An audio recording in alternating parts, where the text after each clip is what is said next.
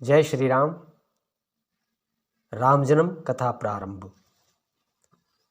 सब था राजा के पुत्र ना था, दत्तक भी कोई लिया ना था। विधना ने बेटा दिया ना था, घर तो था घर का दिया ना था। पुत्र कामना में हुए निरप सब अधिक उदास, हृदय व्यथा कहने गए गुरु वशिष्ठ के पास। बोले कर चुका विवाह 3, फिर भी फल उसका मिला नहीं। है चौथापन आने वाला, हत कमल अभी तक खिला नहीं। क्या जाने कैसा है भविष्य, जो अब तक प्रभु अंधेरा है। मैं निर्बल होता जाता हूँ, उस प्रबल दुख ने घेरा है। तो दशरथ महाराज अपनी व्याख्या सुनाते हैं गुरु विश्वामित्र से। क्या कहूँ ऐ गुरु जी मैं अपनी व्यथा, मुझको औलाद का गम सताता रहा। हर तरह से हुई ना उम्मीद मुझे, हर तरह से हुई ना उम्मीद मुझे। अब जमाना जवानी का जाता रहा, क्या कहूँ ऐ गुरु जी मैं अपने व्यथा। तो दशरथ अपना इस तरह से गुरु से अपना दुख सुनाते हैं। देख शिष्य की विकलता, बोले श्री गुरुराज ज्ञानवान नरनाथ में इतनी चिंता आज। चिंता है बड़ी चिता से भी, नर को नरजीव बनाती है। मुर्दे को चिता जलाती है, चिंता जीते को खाती है। हो जाए कपुत्र कहीं तो वह गुरु को शमशान बनाता है। राजेंद्र व्यर्थ है यह विचार, बेटा कब वंश चलाता है। अब तक सब महानुभाव ने अपना यश आप कमाया है। क्या धरु प्रहलाद आदिकों का पुत्रों ने नाम चलाया है। भूपति ने इस तरह का किया नहीं प्रतिवाद, गुरु के सुमुख शिष्य का समुचित नहीं विवाद। जैसी आज्ञा हो यही कहा, पकड़े ही रहे चरण गुरु के। मानो अपना सारा भविष्य कर दिया आज अर्पण गुरु के। इच्छा अगर पुत्र की पुत्रेष्टि यज्ञ संविधान करो, पाओगे 4 पुत्र राजन भगवान विष्णु का ध्यान करो। पुत्रेष्टि यज्ञ के विशेषज्ञ श्रृंगी ऋषि को बुलवाना है। वे मानो तुम्हारे होते हैं, उनको आचार्य बनाना है। गुरुवर का आदेश सुन मुद्दित उठे महिपाल, आज्ञा यज्ञ प्रबंध की आकर दी तत्काल।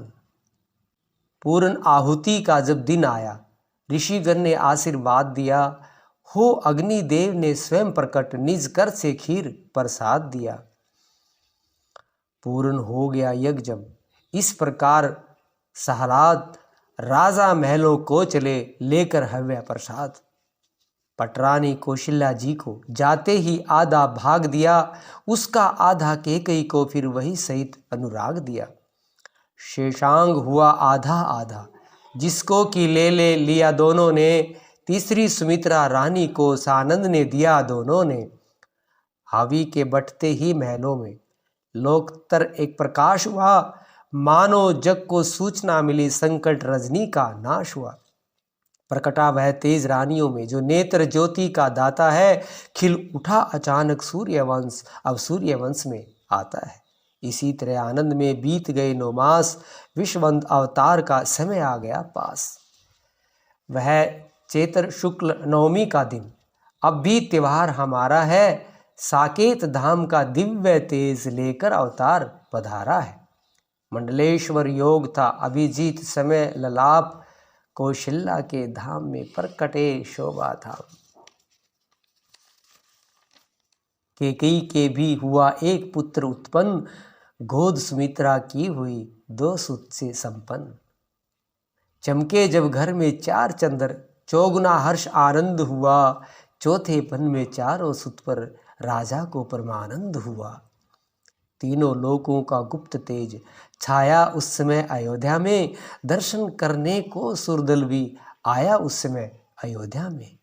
ब्रह्मा आनंद देखने को तब ब्रह्म भाट थे बने हुए, शंकर भी बूढ़े बाबा बन नृप के द्वारा खड़े हुए। किया नृपति ने जिस समय जात कर्म संस्कार, वेदों ने तब सुत बन की जयकार। दिन पर दिन मान बढ़ाने को जब दिनकर का विस्तार हुआ, तब वशिष्ठ द्वारा एक दिवस यो नामकरण संस्कार हुआ। ग्रह काल योग तिथि जन्म लगन सब मैंने बात विचारी है, इनके प्रिय नाम अंत नृपति यसुत तेरे अवतारी हैं। जो नित सुखदायक सुख राशि सुख सागर सुख प्रद सुख कर है, उस कौशल्या के नंदन का श्री राम नाम ही सुंदर है।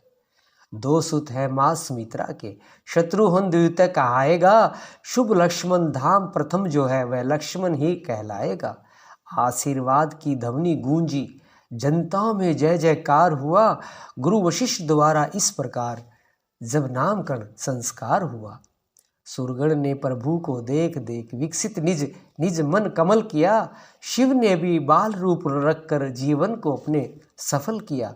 उस समय शारदा देवी भी सुख से फूली न समाती थी, जिस समय रचाए नारी बन प्रभु को पालना झुलाती थी। आज इतना ही। जय श्री राम।